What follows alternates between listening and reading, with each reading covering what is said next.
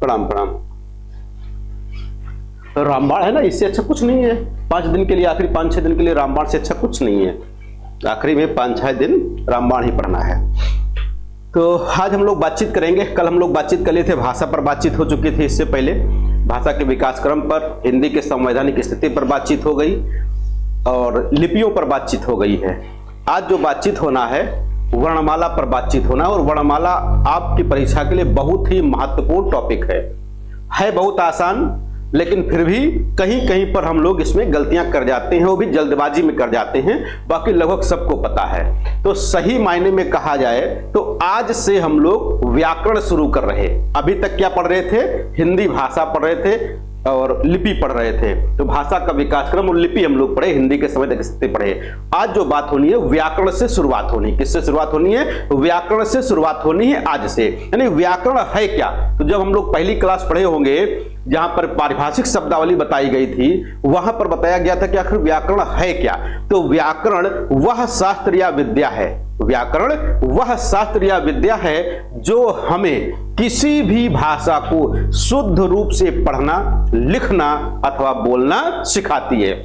भाई बोलते तो सभी हैं, लिखते बहुत लोग हैं और पढ़ते भी बहुत लोग हैं, लेकिन सही रूप में, शुद्ध रूप में कौन पढ़ सकता है, शुद्ध रूप में कौन लिख सकता है और शुद्ध रूप में कौन बोल सकता है? तो जो व्याकरण का जानकार होगा, व्याकरण को जानता होगा, वो शुद्ध रूप से बोल सकता है, शुद्ध रूप से लिख सकता है, शुद्ध रूप से पढ़ सकता है। हम लोगों में भी कभी कभार गलतियां हो जाती हैं, त्रुटियां हो जाती हैं। कारण यह है कि हम लोग व्याकरण का ज्यादा अध्ययन करते ही नहीं है। केवल जो प्रतियोगी परीक्षाएं होती हैं वहीं पर व्याकरण ज्यादा पूछी जाती है। बाकी 8वीं तक आपको व्याकरण पढ़ाई गई है।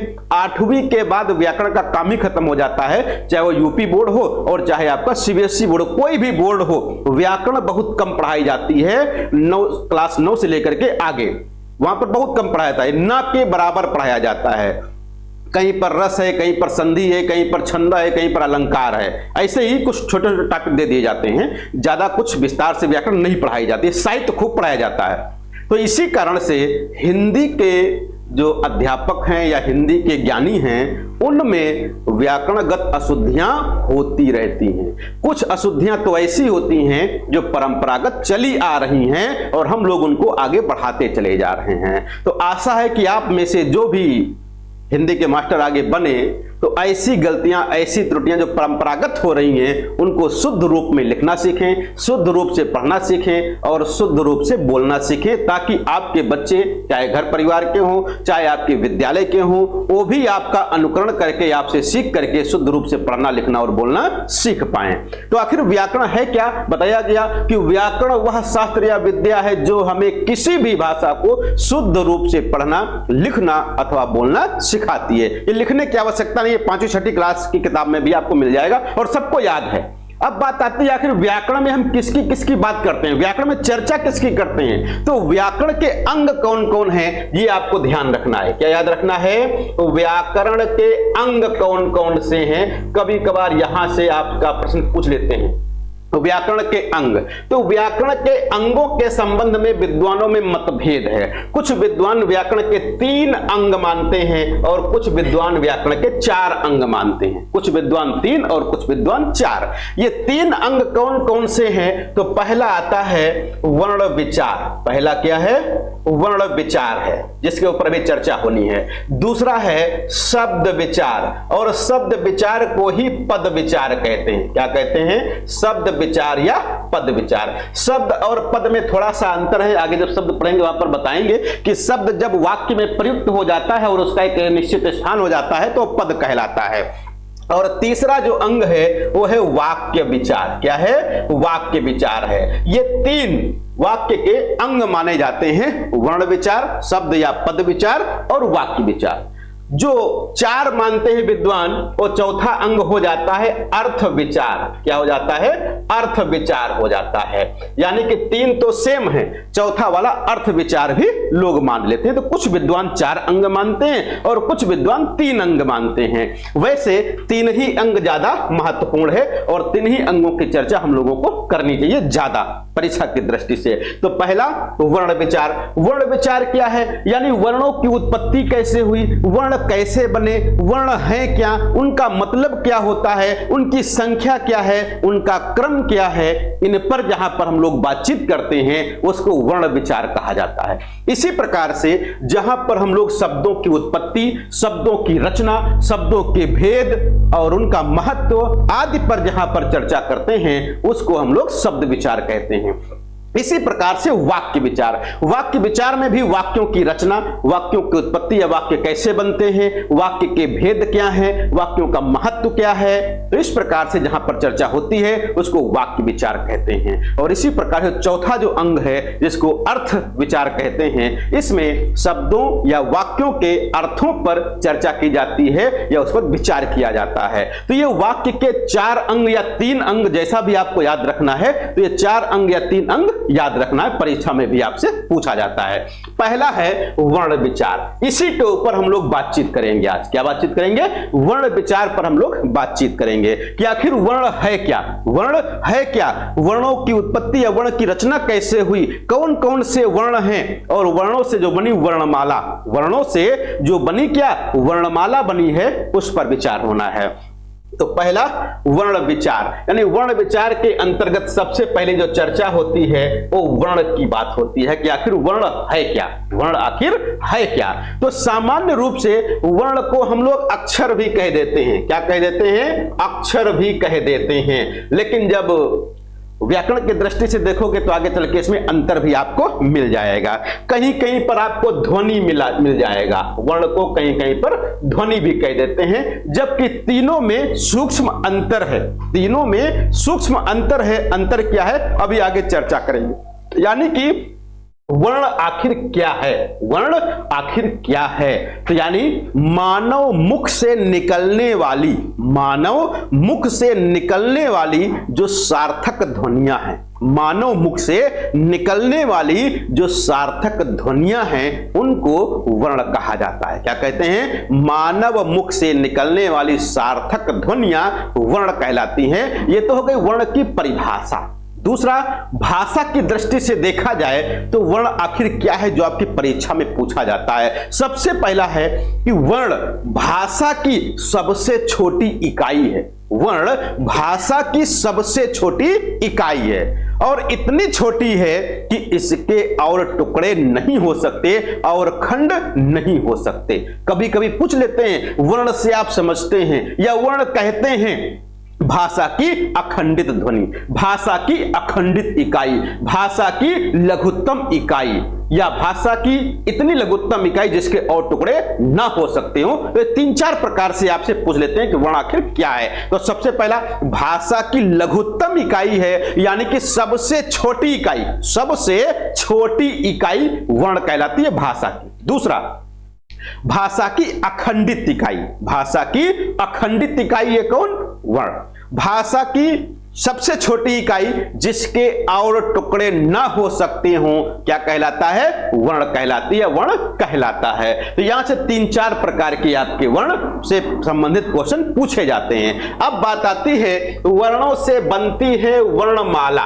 वर्णों से क्या बनती है? वर्णमाला बनती है। वर्णों से वर्णमाला बनती है। अभी ध्वनि क्या है, अक्षर क्या है, आगे चर्चा करेंगे।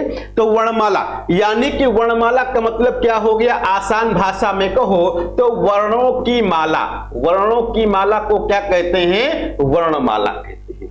वर्णों की माला को वर्णमाला कहते हैं। यानी माला सभी ने देखा होगा, चाहे फूलों की माला हो, किसी भी चीज की माला हो, तो माला का मतलब क्या है? गोलाकार आकृति होती है। तो जिस चीज की माला है उससे बनी हुई गोलाकार आकृति क्या कहलाती है? माला कहलाती है। यानी कि वर्णमाला कहते किसको हैं? यहां से भी 2-3 परिभाषाएं आपकी परीक्षा में पूछी जाती हैं। सबसे पहला, वर्णमाला आखिर क्या है? तो वर्णों के क्रमबद्ध समूह को, वर्णों के क्रमबद्ध समूह को वर्णमाला कहते हैं। वर्णों के व्यवस्थित समूह को, वर्णों के व्यवस्थित समूह को वर्णमाला कहते हैं। वर्णों के उच्चारण समूह को वर्णमाला कहते हैं। ये 3 आपको याद रखना है। वर्णमाला आखिर कहते किसको हैं? तो सबसे पहला क्या है? वर्णों का व्यवस्थित समूह। वर्णों का व्यवस्थित समूह क्या कहलाएगा? वर्णमाला कहलाएगा। दूसरा, वर्णों का क्रमबद्ध समूह। वर्णों का क्रमबद्ध समूह। और तीसरा, वर्णों का उच्चारण समूह। ये 3 परिभाषाएं आपकी परीक्षा में मिल सकती हैं। कि आखिर एक और मिल जाएगी, चौथी परिभाषा, वर्णों के समुदाय को किसको कहते हैं? वर्णों के समुदाय को।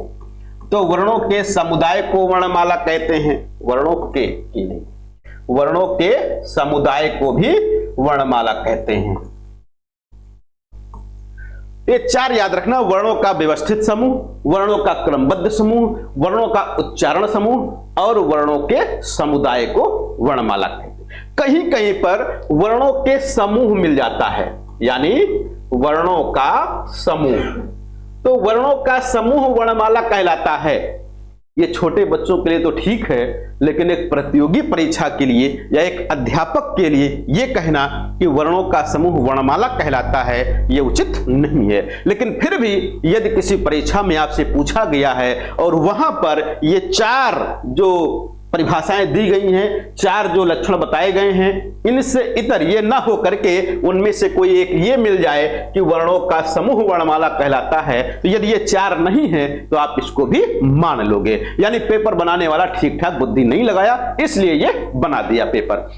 इसलिए यह भी आपको याद रखना है। वैसे वर्णों का क्रमबद्ध समूह, वर्णों का व्यवस्थित समूह, वर्णों के समुदाय को, वर्णों के उच्चारण स्थान को वर्णमाला कहा जाता है। बिल्कुल आसान। यानी कि वर्णमाला किसको कहोगे? यानी छोटा आ के बाद बड़ा आ आना चाहिए, बड़ा आ के बाद छोटी ई और छोटी ई के बाद बड़ी ई आनी चाहिए। तो इस प्रकार से अगर जो क्रम है तभी उसको वर्णमाला कहा जाएगा, अन्यथा वर्णमाला नहीं कहा जाएगा। ऐसा नहीं छोटा आ, का, खा और अंगा ऐसे कह दिया जाए, यह वर्णमाला नहीं है, क्योंकि यहां पर क्रमबद्ध समूह नहीं दिया गया है। जैसे आपने देखा होगा एक माला है, तो माला क्या होती है भाई? गोलाकार आकृति होती है, लेकिन आपस में सब संबंधित होते हैं। क्या होते हैं? आपस में सब संबंधित होते हैं। यानी कि अगर ये माला 1 2 3 4 5 6 7 8 ऐसे जो भी कुछ चाहे फूल हो, जो भी कुछ लगा है, अगर जो बीच से कहीं पर कड़ी टूट जाए तो फिर उसको माला नहीं कहा जाता है। यानी कि इन सबका एक क्रम होता है। क्या होता है? एक क्रम होता है, व्यवस्थित समूह होता है, तभी उसको वर्णमाला कहा जाता है। तो यहां पर ध्यान रखना है कि वर्णों के उच्चारण समूह को, वर्णों के समुदाय को या वर्णों के क्रमबद्ध समूह को, वर्णों के व्यवस्थित समूह को वर्णमाला कहा जाता है। लेकिन यदि ये 4 ना मिले तो आपको वर्णों के समूह को भी वर्णमाला कहना पड़ सकता है। ये आपको ध्यान रखना है। आपके नोट्स में जो दिया गया है, तो सबसे पहला क्या दिया गया है? वर्ण विचार दिया गया। यानी जो हमने वहां पर समझाया है वही यहां पर आपका लिखा गया है। ये आपका आसान कर देगा। वर्ण विचार व्याकरण के उस भाग को कहते हैं, वर्ण विचार व्याकरण के उस भाग को कहते हैं जिसमें वर्णों के आकार, भेद, उच्चारण और उनके मेल से शब्द बनाने के नियमों का निरूपण होता है। यानी कि वर्णों के बारे में चर्चा होती है, वर्णों के बारे में चर्चा होती है, उसको वर्ण विचार कहते हैं। आगे कहा गया वर्ण उस मूल ध्वनि को कहते हैं, वर्ण उस मूल ध्वनि को कहते हैं जिसके खंड ना हो सके। यानी वर्ण उस मूल ध्वनि को कहा गया जिसके और टुकड़े ना हो सकते हो और खंड ना हो सकते हो। यह आपको ध्यान रखना है। यहां पर उदाहरण के द्वारा आपको समझाया गया है। जैसे एक उदाहरण दिया गया, एक वर्ण शब्द लिखा गया कमल। क्या लिखा गया? कमल लिखा गया। सबसे आसान तरीका है, कामता प्रसाद गुरु भी अपनी किताब में यही उदाहरण देते हैं, वहीं से हमने भी इसको आपके लिए दिया है कि बिल्कुल आसान सा हो जाए। क्या है? कमल।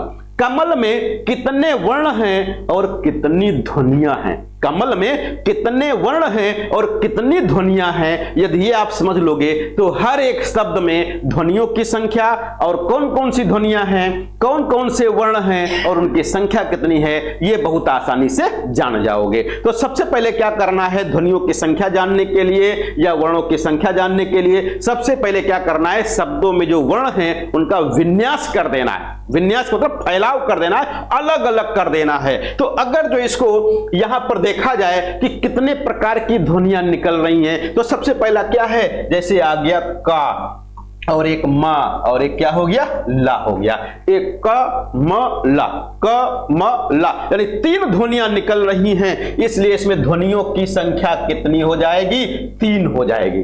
ध्वनियां कितनी हो जाएंगी, 3 हो जाएंगी। अब देखो ये ध्वनियां हैं, अब इनको हम क्या कर सकते हैं, और टुकड़े इसके हो सकते हैं, जैसे का में हलंत लगाओगे छोटा आ, इसी प्रकार से मा में हलंत लगाओगे छोटा आ, इसी प्रकार से ला में हलंत लगाओगे और क्या हो जाएगा, छोटा आ हो जाएगा। इस प्रकार से अब देखो ये तो अखंडित नहीं थी, ये अखंडित नहीं थी, यदि ये अखंडित होता तो ये 2 टुकड़ों में नहीं टूटता।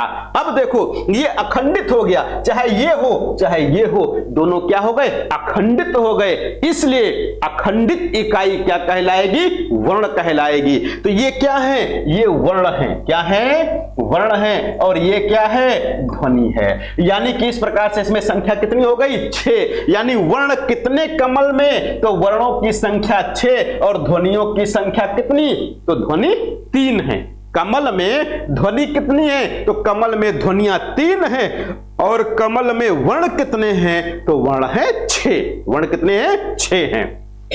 ये जो हम लोग करते हैं कमल, यानी व्यंजन के साथ जो स्वर का मेल करके ध्वनि बनाते हैं, इसी कारण से इस लिपि को यानी देवनागरी लिपि को अक्षरात्मक लिपि कहा जाता है। क्या कहते हैं, अक्षरात्मक लिपि कहते हैं, क्योंकि यहां पर व्यंजनों से क्या करते हैं, अक्षर का निर्माण होता है, अक्षर की रचना हो जाती है। आगे हम लोग पढ़े थे कि देवनागरी लिपि कैसी है, तो देवनागरी लिपि अक्षरात्मक है, यही कारण है कि स्वर और व्यंजनों का मेल करके अक्षर बन जाता है, तो अक्षरात्मक हो जाती है। तो यहां पर ध्यान रखिएगा कि आखिर वर्ण है क्या और वर्णों में कैसे गिनती करेंगे कि इसमें वर्ण कौन है और ध्वनियां कौन है। तो वर्ण और ध्वनि में आपको अंतर पता हो गया होगा, यानी कि ध्वनि के और टुकड़े हो सकते हैं। ध्वनि का मतलब आवाज, ध्वनि का मतलब आसान भाषा में को तो आवाज है, यानी मानो मुख से निकलने वाली आवाज,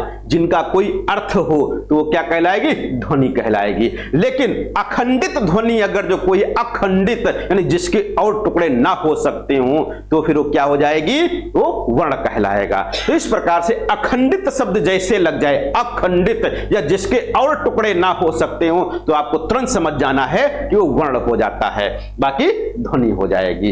अब यही वर्ण आगे चल करके क्या बनाएंगे, शब्द बनाएंगे, और यही शब्द आगे चल के क्या बनाएंगे, वाक्य बनाएंगे। तो तीनों जो व्याकरण के अंग हैं आपस में संबंधित हैं। तो शब्दों का शब्दों के स्थान पर, वाक्यों का वाक्यों के स्थान पर हम लोग विश्लेषण करेंगे। यहां पर हम लोग वर्ण विचार की बात कर रहे हैं, तो वर्णों की बात हो रही है। अब आगे देखो आ रहा है आपसे, इन्हीं वर्णों से बनता क्या है, वर्णमाला बनता है। क्या बनता है, वर्णमाला। क्या बनेगा, वर्णमाला बनेगा।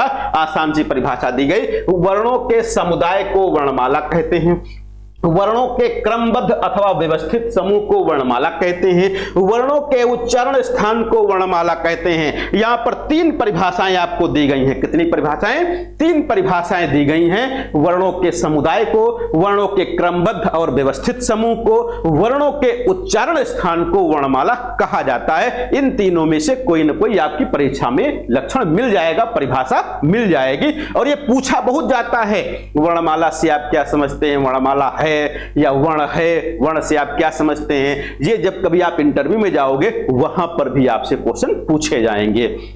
अब बात आती है वर्णमाला के बाद कि आखिर हिंदी वर्णमाला में सामान्यतः कितने वर्ण होते हैं। हिंदी वर्णमाला में सामान्यतः कितने वर्ण होते हैं, यहां पर ध्यान रखिएगा। कभी कभी हम लोग भ्रमित हो जाते हैं, कभी कभी हम लोग भ्रमित हो जाते हैं। देवनागरी और हिंदी दोनों को हम लोग एक ही समझ लेते हैं। यह समझने की भूल आपको नहीं करना है। देवनागरी की वर्णमाला अलग होती है और हिंदी की वर्णमाला अलग प्रकार की होती है, क्योंकि देवनागरी लिपि में कई भाषाएं लिखी जाती हैं। उनमें संस्कृत भी आती है, हिंदी भी आती है, नेपाली भी आती है, मराठी भी आती है, कोंकणी भी आती है। ये कई भाषाएं कल बताए थे कि देवनागरी लिपि में लिखी जाती हैं। लेकिन यहां पर हम जो बात कर रहे हैं वो हिंदी वर्णमाला की बात कर रहे हैं। किसकी? हिंदी वर्णमाला की बात हो रही है, न कि देवनागरी वर्णमाला की बात हो रही है। हां, ये जरूर है कि देवनागरी की वर्णमाला और हिंदी वर्णमाला में साम्यता बहुत ज्यादा है, लेकिन कुछ न कुछ अंतर जरूर है, नहीं तो फिर दिक्कत हो जाएगी। तो हम बात करेंगे अभी हिंदी वर्णमाला की। देवनागरी वर्णमाला की बात कब करेंगे? जब हम लोग भाषा विज्ञान पढ़ेंगे, वहां पर उसकी बातचीत करेंगे। तो यहां पर बात है, हिंदी वर्णमाला में सामान्यतः कितने वर्ण हैं? तो 52 वर्ण माने जाते हैं। कितने? 52 वर्ण माने जाते हैं। लेकिन अभी आपने देखा होगा, आज के साथ 4-5 महीना पहले, 4-5 महीना ही शायद हुआ होगा, कि एक नया वर्ण जोड़ लिया गया। एक नया वर्ण जोड़ लिया गया, शायद मराठी से आया हुआ। क्या है? ला। इस प्रकार का ला बनता है, इसको जोड़ लिया गया है। अब इसका जो उच्चारण किया जाता है, इसका जो उच्चारण किया जाता है वो डा। डा का उच्चारण जहां से होता था, कहां से? जहां से डा का उच्चारण होता है। डा कौन सा? ये डमरू वाला डा, ट ठ ड ढ। अब ट ठ ड ढ ये कहां से उच्चारण होता है? मूर्धा से। अभी आगे चर्चा करेंगे कहां से होता है। मूर्धा से इसका उच्चारण होता है। और ये हुआ क्या? ये तो ला है। क्या है? जैसे ला होता था, इस ला का उच्चारण तो दांत से होता है, दंत से होता है। लेकिन ये जो ला है, इसका उच्चारण की शुरुआत कहां से होती है? जहां से डा का उच्चारण होता है, यानी मूर्धा से इसका उच्चारण शुरू हो जाता है। तो इस प्रकार से इसका उच्चारण थोड़ा अलग प्रकार से होता है। यानी कि अगर जो अब कहीं आपको मिले कि हिंदी वर्णमाला में कितने वर्ण होते हैं, तो अब आपको अगर 53 ऑप्शन मिल रहा है तो 53 ऑप्शन सही करना है। क्या करना है? यदि आपसे अब पूछा जाए कि हिंदी वर्णमाला में कितने वर्ण होते हैं कुल मिलाकर के, तो 52 और 1 53 बताना है। यदि 53 ऑप्शन में ना हो, यदि 53 ऑप्शन में ना हो तो 52 आपको बताना है। यदि 52 और 53 दोनों मिल जाए तो 53 को सही करना है। नहीं तो 52 मिले तो 52 को सही कर लो, 53 मिले तो 53 को सही कर लो। यही आपको ध्यान रखना है हिंदी वर्णमाला की जब भी बात होगी। इसकी हिंदी वर्णमाला की जब भी बात करोगे तब भी ये बात है। दूसरा, जैसे कि आज भी आप लोग ग्रुप पर काफी चर्चा कर रहे थे कि लेखन के आधार पर हिंदी वर्णमाला में कितने वर्ण होते हैं, या उच्चारण के आधार पर हिंदी वर्णमाला में कितने वर्ण होते हैं। ये बड़ा मतभेद का विषय है। ये बड़ा मतभेद का विषय है। कहीं कहीं पर लेखन के आधार पर 56 वर्ण माने गए हैं और कहीं कहीं पर 52 वर्ण माने गए। कहीं कहीं पर 56 माने गए, कहीं कहीं पर 52 माने गए। किस आधार पर? लेखन के आधार पर। और उच्चारण के आधार पर कहा जाए तो उच्चारण के आधार पर 57 वर्ण माने गए। कितने माने गए? 57 वर्ण माने गए हैं। 45 वर्ण। कितने? 45 वर्ण माने गए हैं। यानी कि उच्चारण के स्थान पर, किसके आधार पर? उच्चारण के आधार पर। तब यहां पर 45 बताना है। और लेखन के आधार पर कहा जाए तो यहां पर 56 हो जाते हैं, कहीं कहीं मिलता है, जबकि कहीं कहीं 52 मिलता है। खैर, ये आपकी परीक्षा का विषय नहीं है। यहां से क्वेश्चन ना के बराबर पूछते हैं। ये केवल फेसबुक और यूट्यूब वाला, या कह सकते हो जो व्हाट्सएप वाले, वहां पर ज्यादा चर्चा होती है। हमारे में भी वहीं पर चर्चा ज्यादा होती है, यहां पर चर्चा बहुत कम होती है। अभी तक ऐसे क्वेश्चन नहीं पूछे गए। आपको ये याद रखना है 52 और 1 53, यानी 52 अगर मिले तो 52 सही करना है। यदि 53 ऑप्शन में मिल जाए तो 53। कौन सा नया वर्ण जोड़ा गया है, यह भी आपको ध्यान रखना है। तो इस प्रकार का ला जो बनता है, इसको जोड़ा गया है। इसका उच्चारण कहां से होता है? तो डा यानी मूर्धा से शुरू हो जाता है इसका उच्चारण। बाकी कामता प्रसाद गुरुजी ने अपने हिंदी व्याकरण में, कामता प्रसाद गुरुजी ने अपने हिंदी व्याकरण में कुल कितने वर्णों की चर्चा की है? किसने? कामता प्रसाद गुरुजी ने। तो कामता प्रसाद गुरुजी ने अपने हिंदी व्याकरण नामक ग्रंथ में, जो कि हिंदी का पहला ऐसा व्याकरण ग्रंथ है जो हिंदी भाषा में लिखा गया, यानी हिंदी का हिंदी भाषा में लिखा गया पहला व्याकरण ग्रंथ कौन सा है? तो हिंदी व्याकरण है, जो कामता प्रसाद गुरु जी के द्वारा लिखा गया। बाकी ऐसे पूछा जाए कि हिंदी का पहला व्याकरण ग्रंथ कौन सा है, तो हिंदी का पहला व्याकरण ग्रंथ हो जाएगा हिंदुस्तानी ग्रामर के नाम से लिखा गया था। किस नाम से? हिंदुस्तानी ग्रामर के नाम से लिखा गया था, जो कि जॉन जोशुआ किटलर के द्वारा लिखा गया। किसके द्वारा? जॉन जोशुआ किटलर के द्वारा लिखा गया था। तो यहां पर याद रखिएगा, कामता प्रसाद गुरु ने अपने हिंदी व्याकरण नामक पुस्तक में 44 वर्णों की चर्चा की है। कितने?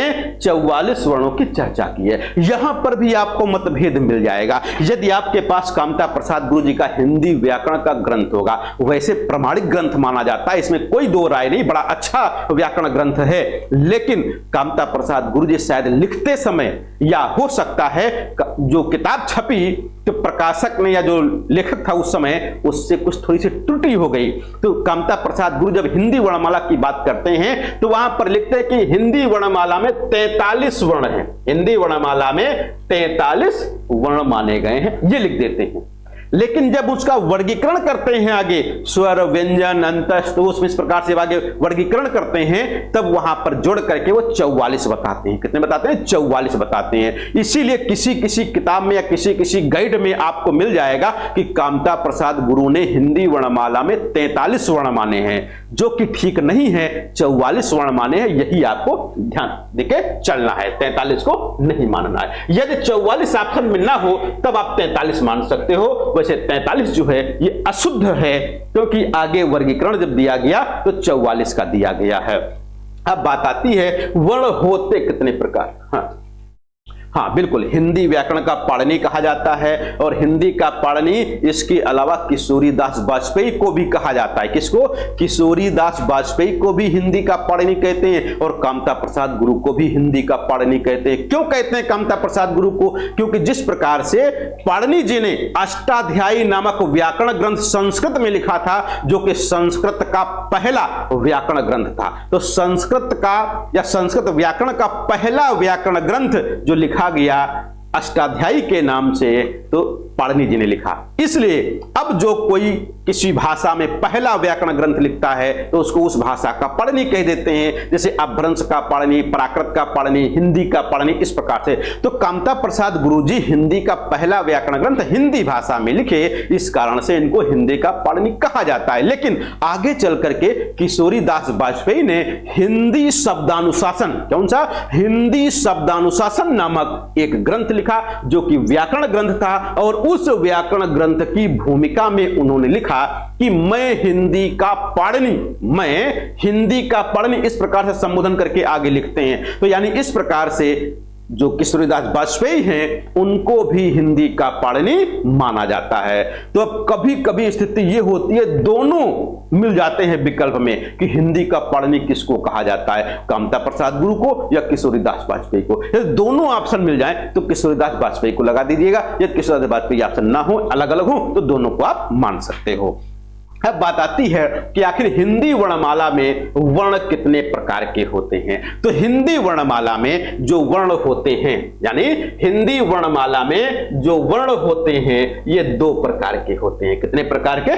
2 प्रकार के होते हैं। पहले को कहा जाता है कि ये स्वर है, और दूसरे को कहा जाता है ये व्यंजन है। एक को स्वर कहते हैं और एक को व्यंजन कहते हैं। स्वर वे वर्ण होते हैं जिनका उच्चारण स्वतंत्र रूप से हो सकता है या होता है। ऐसे वर्ण, यानी हिंदी वर्णमाला के ऐसे वर्ण जिनका उच्चारण स्वतंत्र रूप से होता है, यानी जिनके उच्चारण में किसी अन्य वर्णों की कोई आवश्यकता नहीं होती है, स्वयं उच्चरित हो जाते हैं, यानी उनके लिए किसी दूसरे की आवश्यकता नहीं रहती है, या जिनके उच्चारण में अंदर से निकलने वाली वायु अबाध रूप से बाहर निकल जाती है, उनको स्वर कहा जाता है। और व्यंजन कौन है? यानी व्यंजन ऐसे वर्ण हिंदी वर्णमाला के, किसके? हिंदी वर्णमाला के वे वर्ण जो स्वरों की सहायता से बोले जाते हैं, यानी ऐसे वर्ण जो स्वरों की सहायता से बोले जाते हैं, वे व्यंजन कहलाते हैं। या व्यंजन वे वर्ण हैं जिनके उच्चारण में अंतःकरण से निकलने वाली वायु रुक रुक करके बाधा के साथ बाहर निकलती है, अवरोध के साथ बाहर निकलती। कैसे? अवरोध के साथ, रुकावट के साथ, रुक रुक करके बाधा के साथ बाहर निकलती हो, उसको क्या कहोगे? व्यंजन कहा जाएगा। तब व्यंजनों की संख्या यदि पूछा जाए तो व्यंजनों की संख्या 33 है, स्वरों की संख्या पूछा जाए तो 11 है। स्वर कितने? तो स्वर 11। व्यंजन कितने? तो व्यंजन 33। यही कामता प्रसाद गुरुजी बताते हैं। तो 11 स्वर 33 व्यंजन, कुल मिलाकर के हो गए 44। क्या हो गए? 44 हो गए। ये कामता प्रसाद गुरु अपने व्याकरण ग्रंथ में बताते हैं। तो ये देखो 11 ये 33 ये 44 हो गए। अब 43 किस हिसाब से बता दिया, ये थोड़ा सा ध्यान रखिएगा। यही वर्गीकरण उनका वहां पर आता है। यानी स्वरों में कौन कौन होते हैं? छोटा आ से लेकर के औ तक, छोटा आ से लेकर के औ तक, यानी छोटा आ, बड़ा आ, छोटी ई, बड़ी ई, छोटा उ, बड़ा उ, री, ए, ऐ, ओ, औ। ये जो 11 वर्ण हैं ये क्या है? स्वर कहलाते हैं। 33 में 5 जो हैं, यानी 5 गुणे 5 कैसे वर्ण? स्पर्श। कैसे? स्पर्श, जिनको वर्गिक व्यंजन कहते हैं, यानी इनकी संख्या 25 हो गई। और अंतस्थ, अंतस्थ कौन है? अंतस्थ हैं 4 और फिर ऊष्म हो जाते हैं 4। तो 25 4 29, 29 और 4 33 हो जाते हैं। तो इस प्रकार से 33 और 11 मिलाकर के कितने? कुल 44 वर्ण हो जाते हैं हिंदी वर्णमाला में। और इन्हीं को हिंदी वर्णमाला के मूल वर्ण कहते हैं। क्या कहते हैं? मूल वर्ण कहते हैं। यदि कभी आपसे पूछ ले परीक्षा में कि हिंदी वर्णमाला में मूल वर्णों की संख्या कितनी है, किसकी? मूल वर्णों की संख्या कितनी है? तो मूल वर्ण कितने हैं? 44 हैं, जिनमें से 11 स्वर 33 व्यंजन हो जाएंगे। अब यहां से ध्यान रखना है, स्पर्श व्यंजन कितने? 25। स्पर्श व्यंजन कितने? 25, जब भी कभी चर्चा आएगी। दूसरा ड़ा और ढ़ा, वो भी इसके अंतर्गत आते हैं, लेकिन वो वर्गिक के अंतर्गत नहीं आते हैं, वो आगे चल के आते हैं। तो यहां पर 44 मूल वर्णों की बात करना है। बाकी आगे बात होती है अब स्वर से, या आगे आपके नोट्स में क्या है उस पर चर्चा होती है। अब देखो आ गया स्वर। स्वर से पहले भी कुछ था क्या? हाँ, यहां पर हम लोग बातचीत कर रहे थे स्वर वर्ण की। स्वर उन वर्णों को कहते हैं, जो आपके नोट्स में लिखा है उसको भी थोड़ा सा चर्चा कर ले।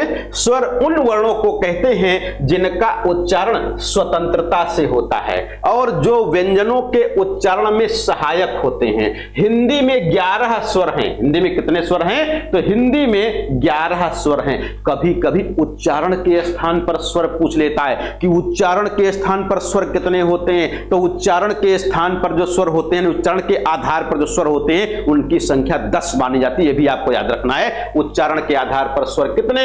10। क्योंकि जो ऋण है, जिसको हम लोग री कहते हैं, इसका उच्चारण कैसे होता है? व्यंजन के समान होता है, स्वर के समान नहीं होता है। इस कारण से उच्चारण के आधार पर स्वर कितने? तो 10 होते हैं। उच्चारण के आधार पर स्वर कितने? तो 10 होते हैं। बाकी कुल मिलाकर के स्वर कितने होते हैं? तो हिंदी में 11 स्वर होते हैं। व्यंजन वे वर्ण हैं जो स्वर की सहायता से, किसकी सहायता से? स्वर की सहायता से बोले जाते हैं। स्वर की सहायता के बिना नहीं बोले जा सकते, यानी कि स्वरों की सहायता से बोले जाने वाले वर्ण क्या हैं? वो व्यंजन कहलाते हैं। इनकी संख्या 33 मानी गई है। इनकी संख्या कितनी है? 33 मानी गई है। और संस्कृत व्याकरण में स्वरों को अच कहा गया है। संस्कृत व्याकरण में स्वरों को अच कहा गया है और व्यंजनों को हल कहा गया है। क्यों अच और हल कहा गया है? क्योंकि संस्कृत व्याकरण में आपने माहेश्वर सूत्र पढ़े होंगे और संस्कृत व्याकरण में आप प्रत्याहार पढ़े होंगे। तो जो प्रत्याहार हैं, यानी माहेश्वर सूत्र तो 14, लेकिन प्रत्याहार जो है वो 42 हैं। कितने हैं? 42 प्रत्याहार हैं। उन 42 प्रत्याहारों में 2 बड़े महत्वपूर्ण प्रत्याहार हैं। एक को कहते हैं अच और एक को कहते हैं हल। और अच प्रत्याहार के अंतर्गत सभी स्वर परिगणित होते हैं, यानी सभी स्वर इस अच प्रत्याहार के अंतर्गत समाहित हैं या संकलित हैं, इसीलिए स्वरों को अच कहा गया।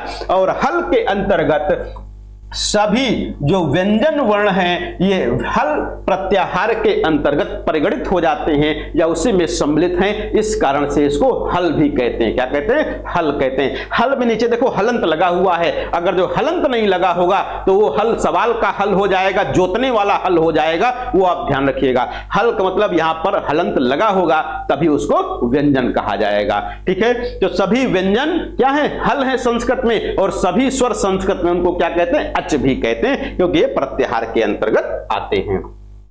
आगे अब बात आती है स्वर के भेद कौन कौन से होते हैं। स्वर के भेद कौन कौन से हैं, स्वर कितने प्रकार के हैं? तो स्वरों का वर्गीकरण कई दृष्टियों से किया गया। स्वरों का वर्गीकरण कई दृष्टियों से किया गया है। हम कोशिश करेंगे 4-5 आधारों पर आपको स्वरों का वर्गीकरण बताएं, लेकिन और भी इसके आगे वर्गीकरण है, लेकिन परीक्षा की दृष्टि से यही 3-4 वर्गीकरण जो मुख्य रूप से आपकी परीक्षा में पूछे जाते हैं वही आपको ज्यादा पढ़ना है। सबसे पहला है उत्पत्ति के आधार पर। उत्पत्ति को ही व्युत्पत्ति भी कहते हैं, चाहे उत्पत्ति कहा जाए चाहे व्युत्पत्ति कहा जाए। क्या? चाहे उत्पत्ति चाहे व्युत्पत्ति कहा जाए, बात एक ही है। तो व्युत्पत्ति के आधार पर या उत्पत्ति के अनुसार स्वर कितने प्रकार के?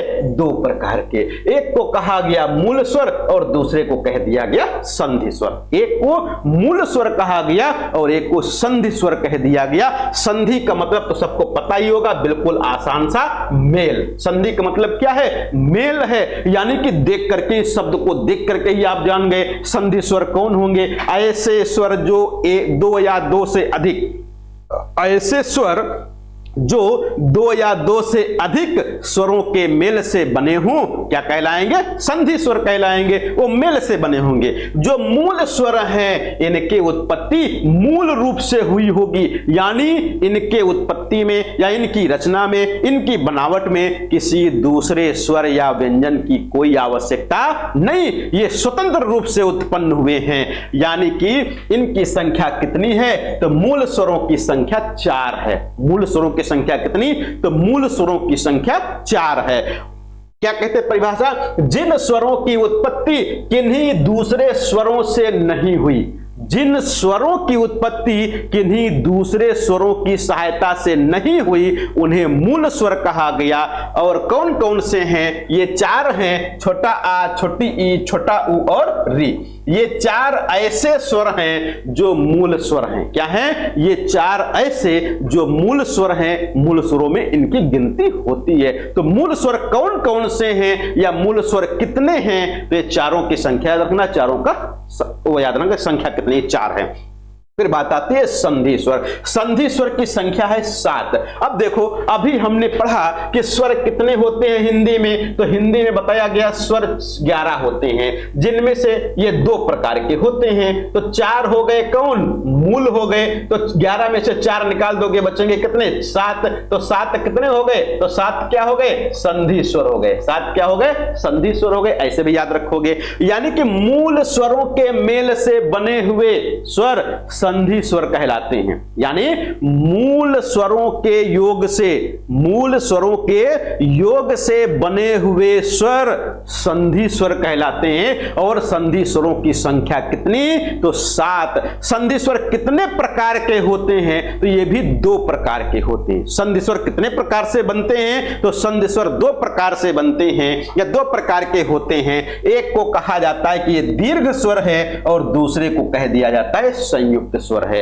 एक दीर्घ स्वर और एक संयुक्त स्वर। दीर्घ का मतलब है कि छोटा आ है, ये क्या है? छोटा आ, तो इसी को हम लोग क्या कहते हैं? बड़ा आ। दूसरा छोटी ई से बनता है क्या? बड़ी ई। छोटा ऊ से क्या बनता है? बड़ा ऊ बनता है। यानी कि छोटा आ प्लस छोटा आ बराबर क्या बन जाएगा? बड़ा आ। ऐसे भी कह सकते हैं। वैसे यहां पर क्या है? ह्रस्व या मूल स्वर का दीर्घ रूप, मूल स्वर का दीर्घ रूप दीर्घ स्वर कहलाता है। यानी किसी के मेल से नहीं बनता है। आ का दीर्घ रूप बड़ा आ, ई का दीर्घ रूप बड़ी ई, ऊ का दीर्घ रूप बड़ा ऊ। ये दीर्घ रूप है, इस कारण से इसको दीर्घ स्वर कहते हैं। और जो संयुक्त स्वर होता है, क्या होता है? जो संयुक्त स्वर होता है ये भिन्न भिन्न स्वरों के योग से बना हुआ होता है। भिन्न भिन्न स्वरों के योग से बना हुआ होता है। इस कारण से इसको क्या कहते हैं, संयुक्त स्वर कहते हैं। जैसे यहां पर देखो छोटा आ, यहां पर छोटी ई, तो छोटा आ और छोटी ई मिलकर के क्या बनाए, ए बनाए। छोटा आ और छोटा ऊ मिलकर के क्या बनाए, ओ बनाए। बड़ा आ और ओ मिलकर के औ बनाए। बड़ा आ और ए मिलकर के ऐ बनाए। यहां पर किसी को थोड़ा सा भ्रम की स्थिति हो सकती है कि यहां पर जो रचना बताई गई है, हो सकता है जो आपके दिमाग में पहले से फीड हो उससे थोड़ा सा अलग हो, तो आपको बहुत भयभीत होने की, डरने की या भ्रमित होने की आवश्यकता नहीं है। ये जो दिया गया, ये हमने जो आधार लिया वो कामता प्रसाद गुरुजी की किताब से ही लिया है। कहां से लिया, कामता प्रसाद गुरुजी के किताब से लिया। तो ये आपको यही याद रखना है, बड़ा आ प्लस ए बराबर ए, बड़ा आ प्लस ओ बराबर औ बनता है, ये आपको ध्यान रखना है।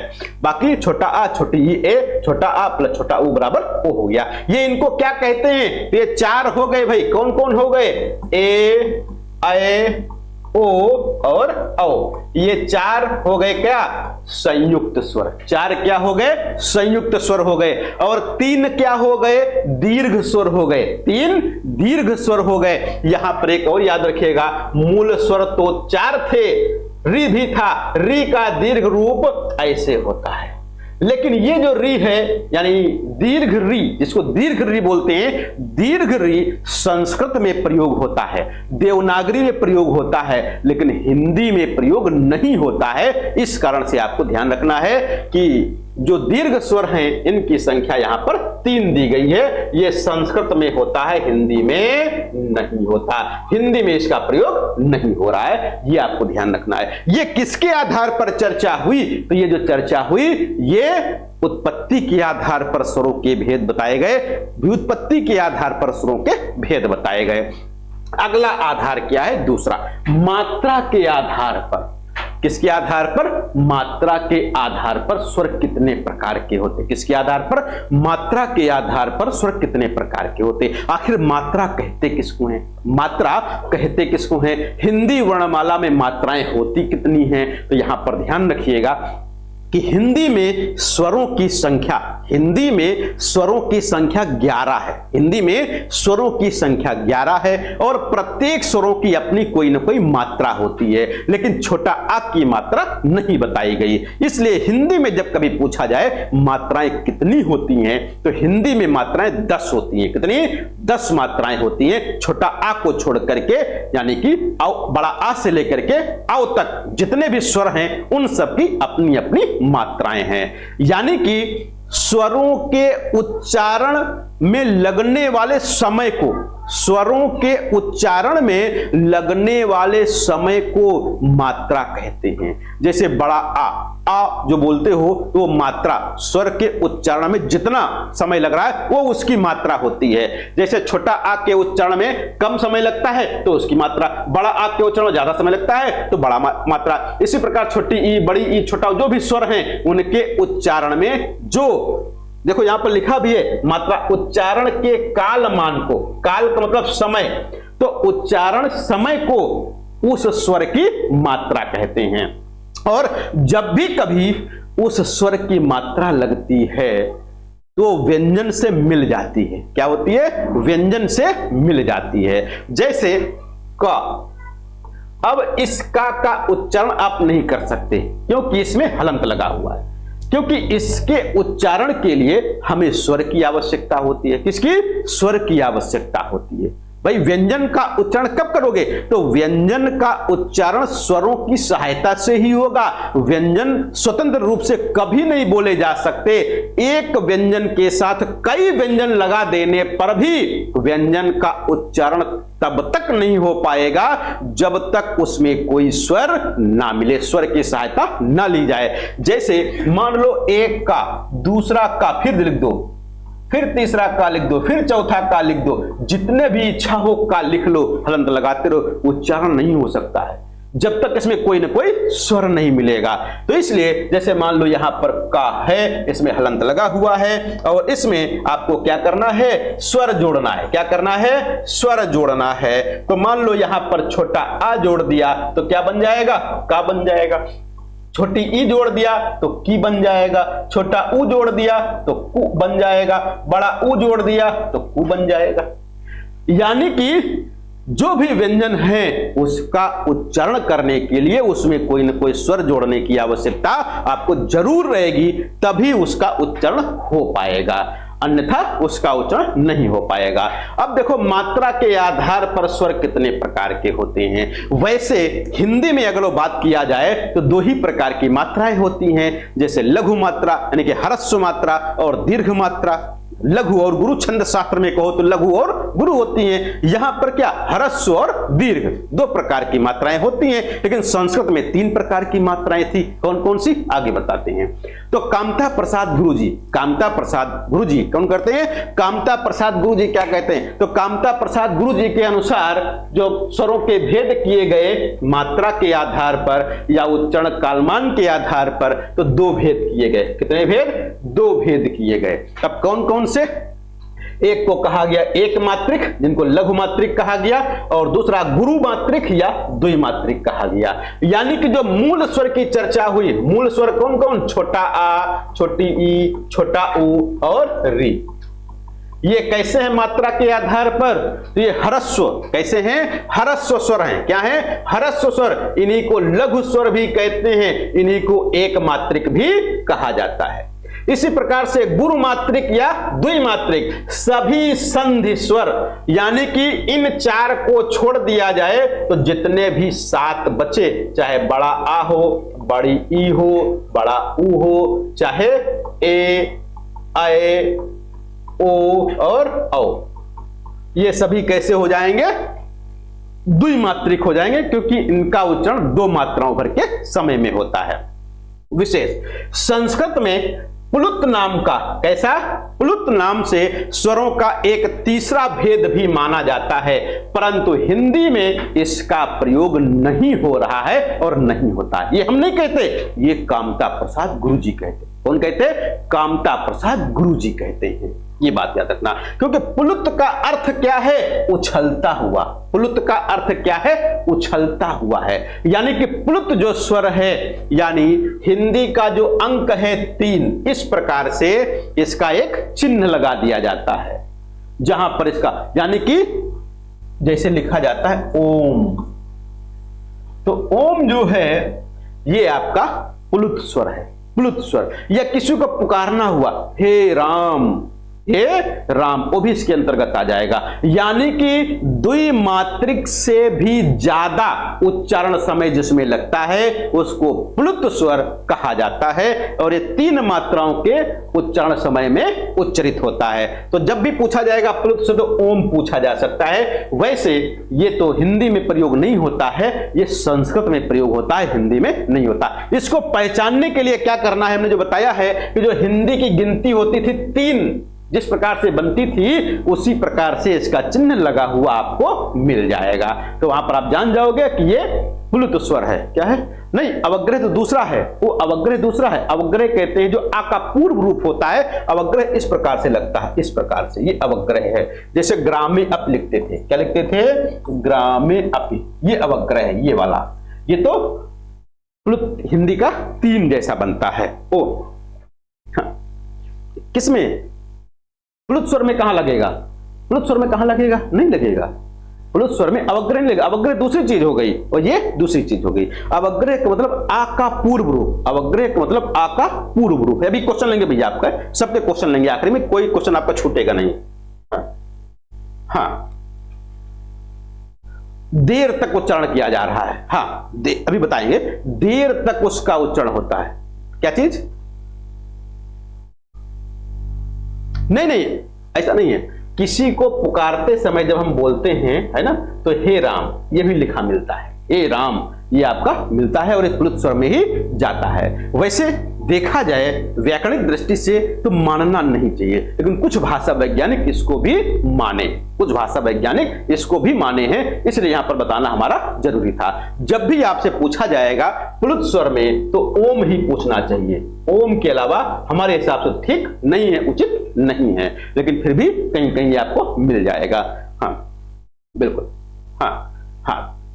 बिल्कुल। तो ऐसे कई हैं, ऐसे कई शब्द जो पुकारने के समय प्रयोग किए जाते हैं। अब देखो बात आती है कामता प्रसाद गुरुजी के अनुसार। तो व्यंजनों के अनेक प्रकार के उच्चारणों को क्या है, कामता प्रसाद गुरुजी के अनुसार, है ना, उच्चारणों को स्पष्ट करने के लिए जब उनके साथ स्वर का योग होता है तब स्वर का वास्तविक रूप में बदलता है, तब स्वर का वास्तविक रूप बदल जाता है, उसे मात्रा कहते हैं। क्या कहते हैं? मात्रा कहते हैं। यहां पर कुछ भाषा संबंधी कुछ अशुद्धि लग रही है हमको। क्या है इसका?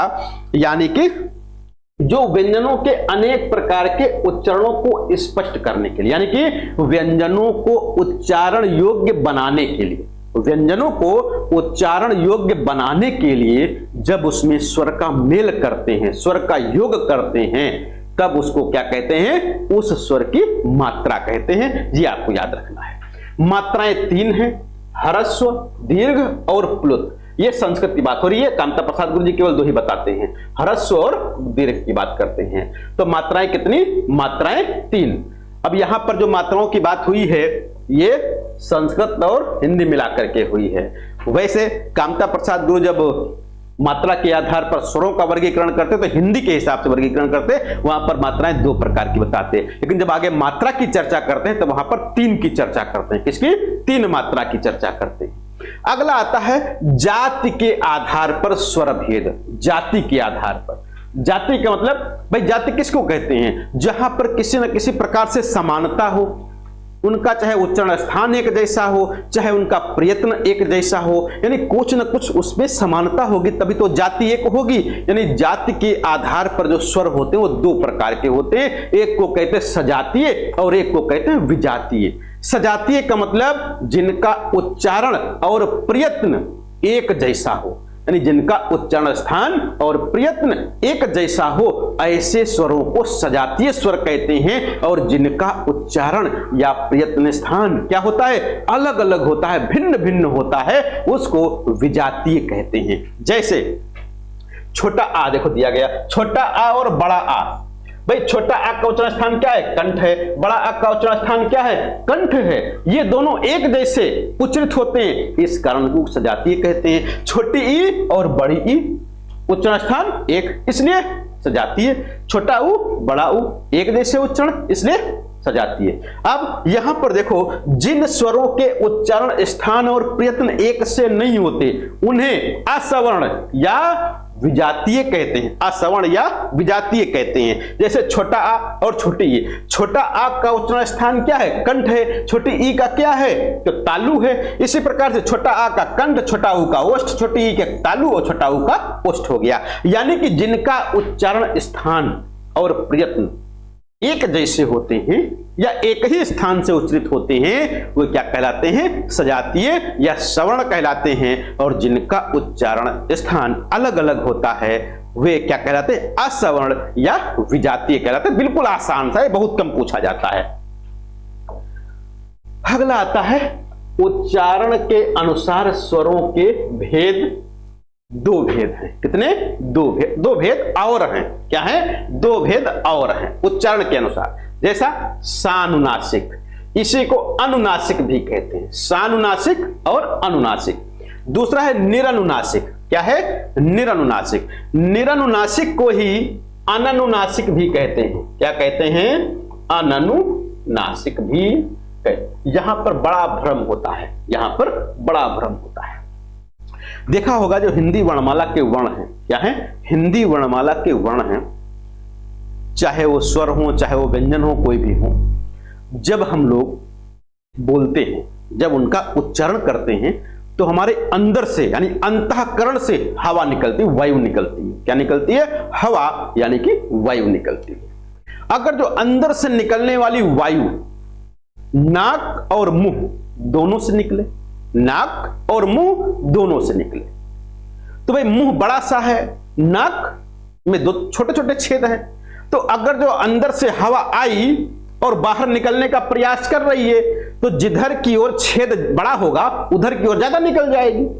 तो अगर जो नाक और मुंह दोनों से हवा निकले, नाक और मुंह दोनों से हवा निकले, तो उसको क्या कहते हैं, सानुनासिक कहते हैं या अनुनासिक कहते हैं, और उसके लिए चंद्र बिंदु का प्रयोग करते हैं। क्या करते हैं, चंद्र बिंदु का प्रयोग करते हैं। यानी श्वास नाक और मुंह दोनों से निकलती है, नाक, श्वास और मुंह दोनों से निकलती है। दूसरा, कुछ ऐसे वर्ण हैं जिनका उच्चारण करते समय नाक से हवा नहीं निकलती, मुंह से हवा निकलती है। किससे, मुंह से हवा निकलती है। देखो एक चीज ध्यान रखो, केवल मुंह से हवा निकल सकती है, लेकिन यदि यह कहा जाए केवल नाक से हवा निकलती है तो केवल नाक से हवा नहीं निकल पाएगी, फिर दिक्कत हो जाएगा, उच्चारण हो ही नहीं पाएगा।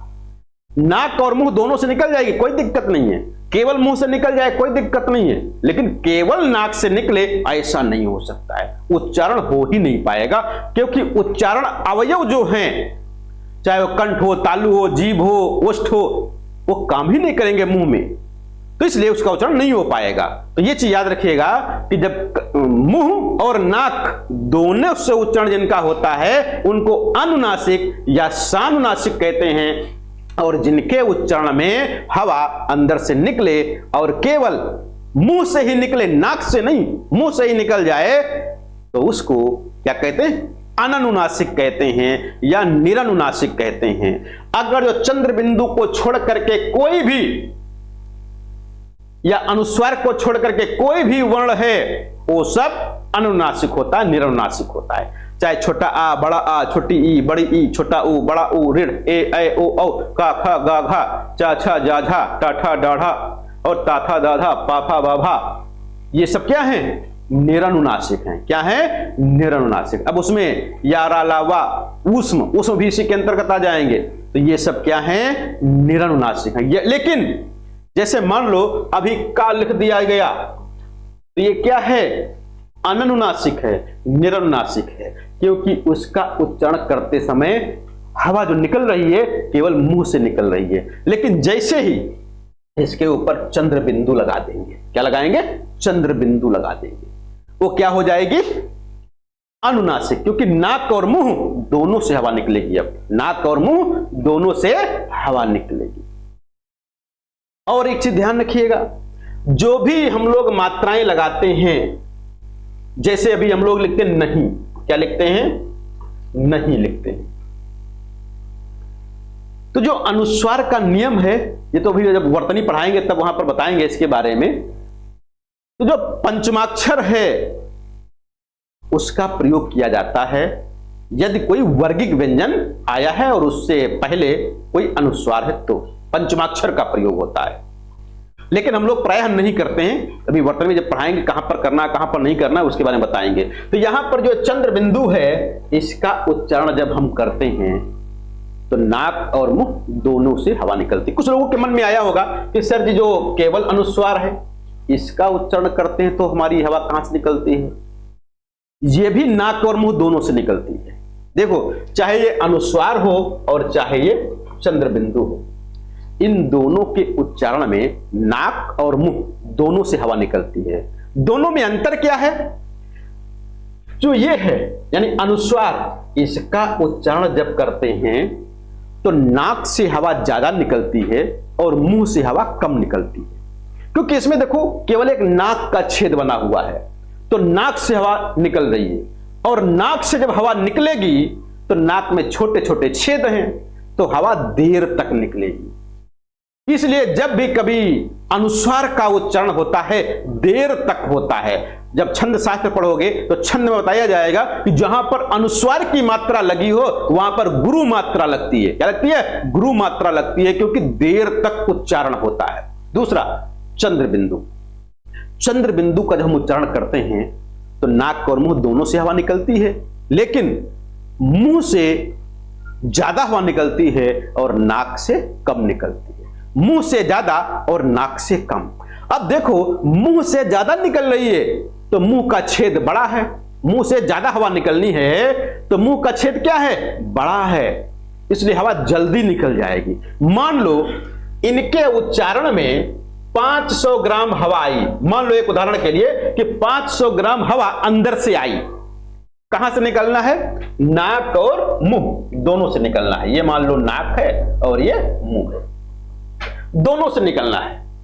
जब नाक से ज्यादा निकलना होगा, नाक से ज्यादा निकलना होगा, मान लो 300 ग्राम हवा नाक से निकलनी है और 200 ग्राम हवा मुंह से निकलनी है।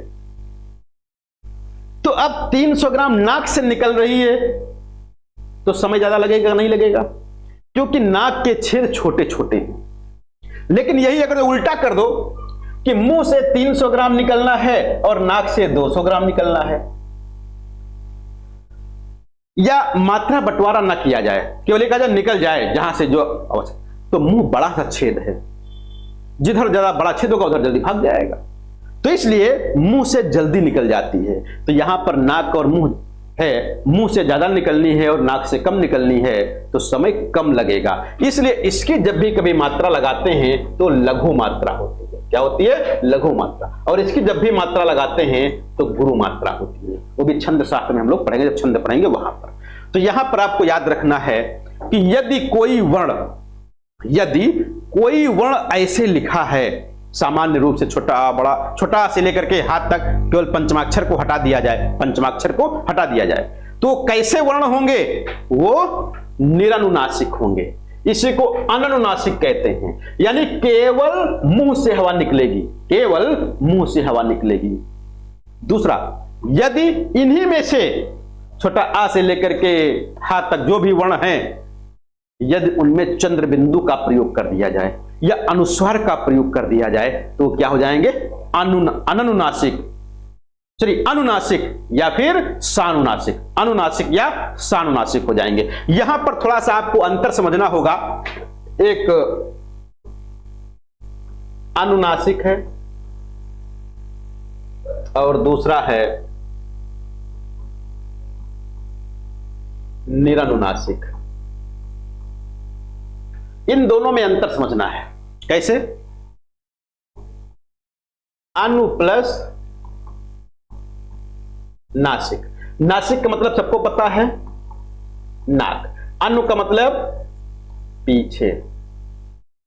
यहां पर क्या हो जाएगा? इसको बंटवारा करोगे तो निर प्लस अनु प्लस नासिक।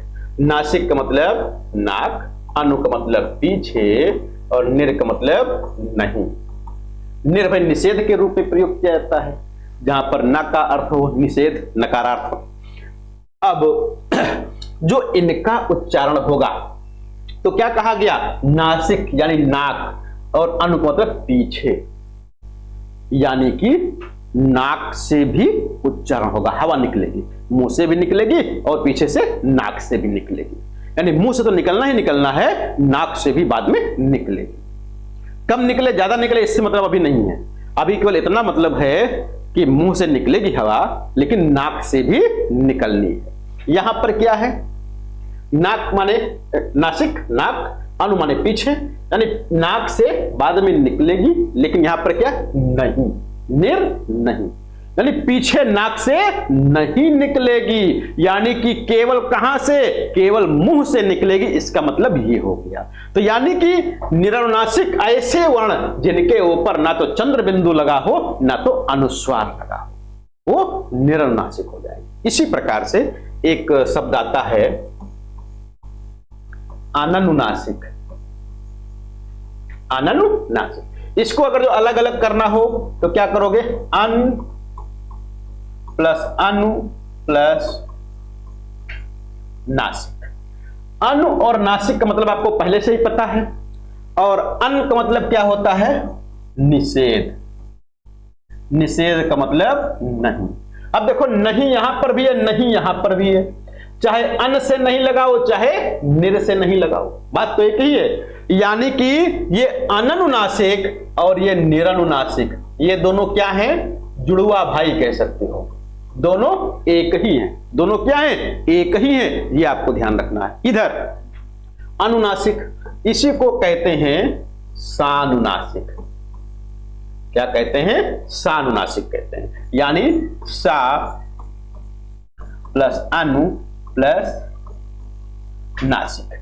नासिक नाक, अनु पीछे, जो ये लिखा हुआ है वही तो देखो नीचे भी हमने लिख दिया। यहां पर सा का मतलब साथ, सा का मतलब साथ हो गया। यहां पर अन है यानी निषेध, यहां पर साथ है यानी कि अनु प्लस नासिक यानी नाक से पीछे निकले इसके साथ, यानी नाक से भी उच्चारण हो, यानी कि सानुनासिक और अनुनासिक ये दोनों क्या है, जुड़वा भाई। तो अब यहां पर बिल्कुल आसान भाषा में कहो तो क्या कह सकते हो कि जो ये सानुनासिक है, क्या है, सानुनासिक है, यही क्या है, अनुनासिक है। ये दोनों एक हैं, अच्छे से समझिएगा दोनों को, सानुनासिक और अनुनासिक ये दोनों एक ही हैं। इसी प्रकार से निरनुनासिक और अननुनासिक ये दोनों क्या हैं, ये दोनों भी एक ही है। तो ये दोनों एक, ये दोनों एक, दोनों का मतलब एक ही। इनके आगे चंद्र बिंदु, इनके आगे कुछ नहीं, यानी कोई बिंदु नहीं लगा होगा। ठीक है, क्लियर हो गया दोनों चारों अक्षर, किसी को कोई दिक्कत तो नहीं चारों अक्षरों में। चलो ये तो बात हो गई किसके आधार पर, सानुनासिक, अनुनासिक या निरनुनासिक या अननुनासिक। अब बात आती है जीभ की स्थिति के आधार पर, किसके आधार पर, जीभ की स्थिति के आधार पर, जिह्वा की स्थिति कहते हैं, जिह्वा जीभ, रसना भी कह सकते हो।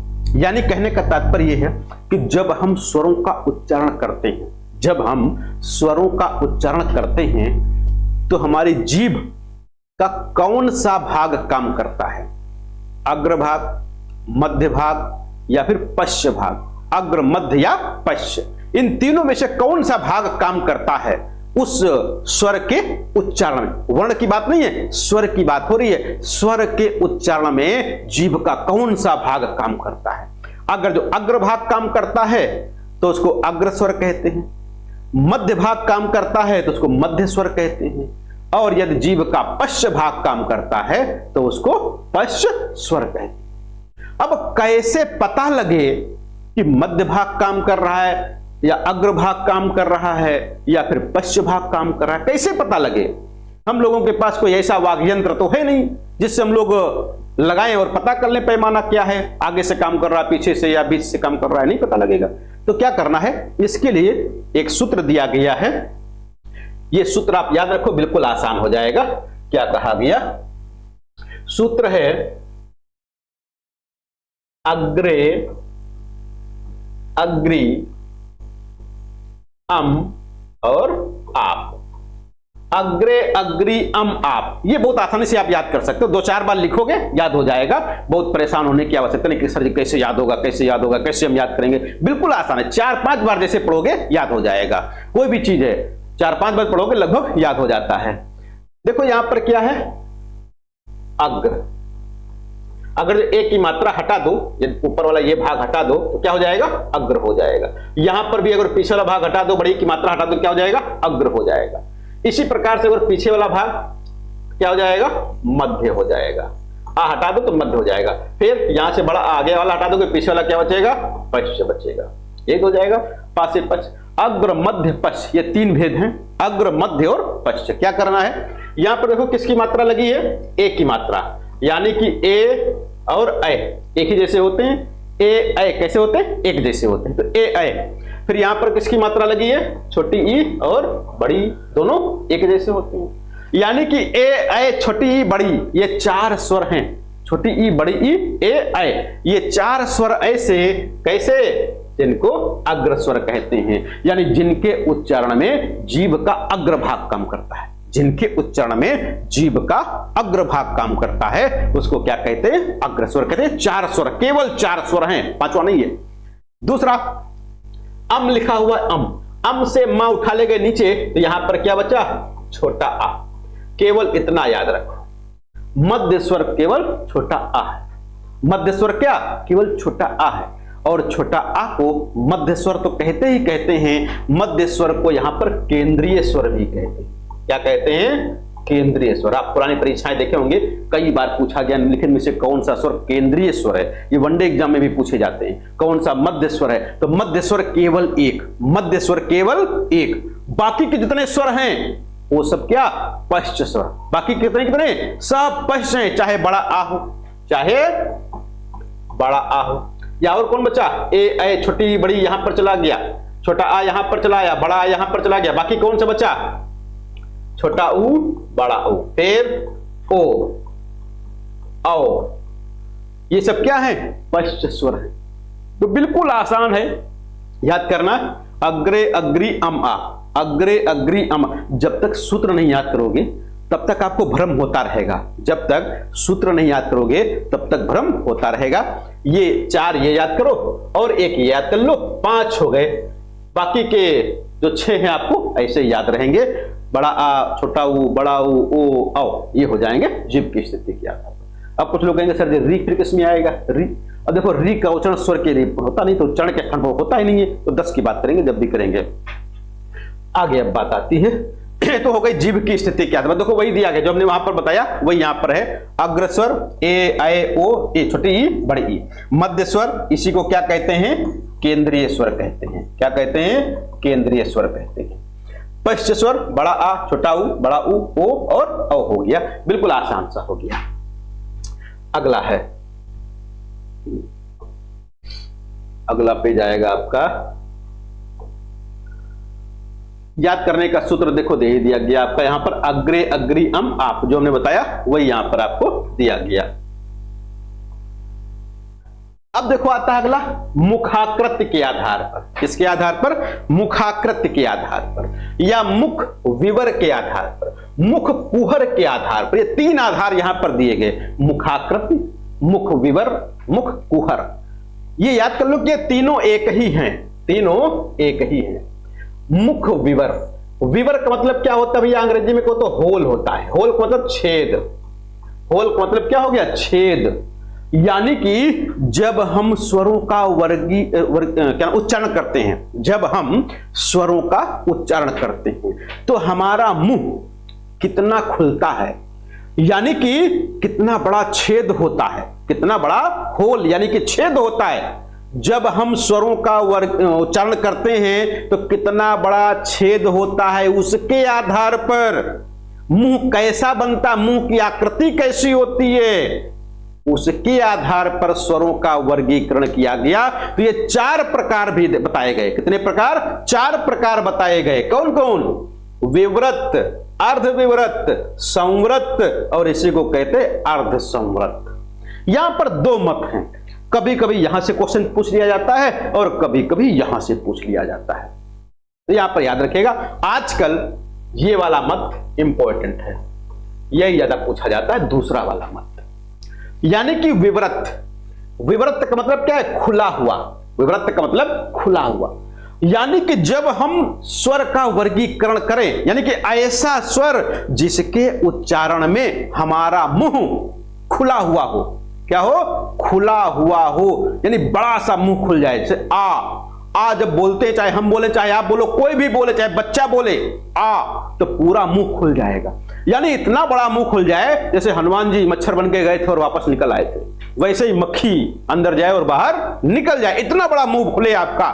तो आपको समझ जाना है कि ये कैसा होगा, ये स्वर विवृत होगा। इसके अंतर्गत केवल एक स्वर आता है, बड़ा आ। जब भी बोलते आ तो पूरा मुंह खुल जाता, आ। तो आ बोल के देखोगे तो 4 बार क्लियर हो जाएगा कि ये क्या है, विवृत है। इसके अलावा पहला मत क्या है, बड़ा आ, औ, आए, ये भी माना जाता है।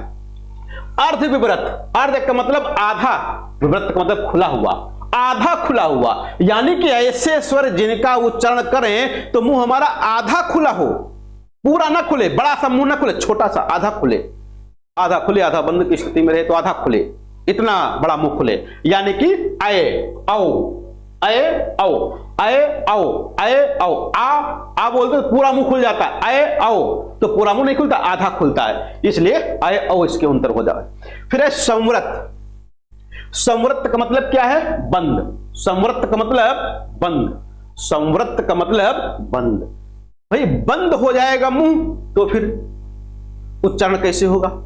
यानी कि बंद की स्थिति में रहे, बंद होता नहीं है, बंद की स्थिति में रहता है, यानी कि लगभग बंद की अवस्था में रहता है, मुंह ज्यादा खुलता ही नहीं है, मुंह ज्यादा खुलता ही नहीं है। जैसे देखो ई ई उ उ ई ई उ उ, अब बोलोगे तो मुंह लगेगा खुला ही नहीं है, बिल्कुल हल्का सा खुला हुआ है, यानी बंद की स्थिति जैसा रहता है, तो इसलिए संवृत हो जाएगा। अर्ध संवृत यानी कि आधा बंद रहे, आधा बंद रहे। यहां पर देखो आधा बंद, आधा खुला यहां पर रहा, आधा खुला यहां पर, तो आधा बंद कहां, यहां पर, आधा खुला यहां, आधा बंद यहां पर, तो ये आधा बंद की स्थिति में रहेगा। ए ओ ए ओ ए ओ, आए औ तो अर्ध विवृत, और ए ओ तो अर्ध संवृत हो जाएगा। ये वाला मत आपको याद रखना है, ये दूसरा वाला, यही आपकी परीक्षा में आता है। अब कुछ लोग कहेंगे सर जी बड़ा आ, बड़ी छोटी ई, बड़ी छोटा ऊ, बड़ा ऊ, ए ओ औ आ गया, छोटा आ नहीं आया, छोटा आ नहीं आया, तो छोटा आ क्यों नहीं आया, देखो यहां पर दिया गया, यानी छोटा आ को उदासीन माना गया। छोटा आ को कैसा माना गया, छोटा आ को उदासीन माना गया है, ना तो मुंह बहुत बड़ा खुलता है, ना बहुत छोटा खुलता है, सामान्य सा आ। अगर थोड़ा सा बंद की स्थिति में तब भी बोल दोगे आ, तो आ क्या है, छोटा आ उदासीन है, छोटा आ क्या है, उदासीन। लेकिन जो पहला मत है इसमें छोटा आ को अर्धविवृत के अंतर्गत रखा गया। देखो यहां पर ईसत, ईसत लिखा है, ईसत का मतलब होता है थोड़ा, ईसत का मतलब थोड़ा, ये जब हम लोग संस्कृत में पढ़ेंगे वहां पर आएगा, तो थोड़ा खुला हुआ, थोड़ा बंद, ये ऐसे हो जाता है। तो ये आपका मत हो गया किस आधार पर, मुखाकृत के आधार पर, मुख कुहर के आधार पर, मुख विवर के आधार पर। ये तीन आधार हैं, मुख कुहर, मुख विवर और मुखाकृति, ये तीन एक ही चीज हैं जिनके आधार पर स्वर चार प्रकार के होते हैं। ये वाले मत याद रखना है। अगला आता है ओष्ठों की गुलाई के आधार पर, ओष्ठों की गुलाई के आधार पर स्वर दो प्रकार के होते हैं, यानी जीभ की स्थिति के आधार पर हो गया, मुख की आकृति के आधार पर हो गया, मुख कितना खुल रहा है कितना बंद हो रहा है उसके आधार पर हो गया। अब जब मुंह खुलता है तो ओठ कैसे होते हैं, ओठ का आकार कैसा बनता है, उसके आधार पर वर्गीकरण कर दिया गया।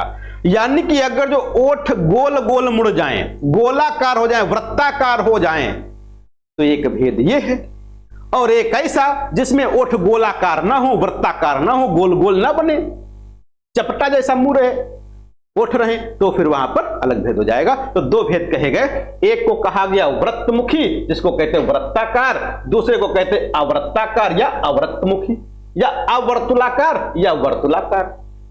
यानी कि वर्तुला, वृत्त, वृत्ता, तो वृत्त भाई कैसा होता है, गोल गोल, जो गोल गोल आकृति बनती है उसको वृत्त कहते हैं। यानी कि ऐसे स्वर जिनका उच्चारण हम करें तो हमारे ओठ गोलाकार आकृति में हो जाएं, कैसे हो जाएं, गोलाकार आकृति में हो जाएं, वृत्त जैसी स्थिति में हो जाएं, उनको वर्तुलाकार, वृत्ताकार, वृत्तमुखी कहते हैं। जैसे ऊ जब बोलते हो तो ओठ दोनों कैसे होते हैं, गोल गोल हो जाते हैं।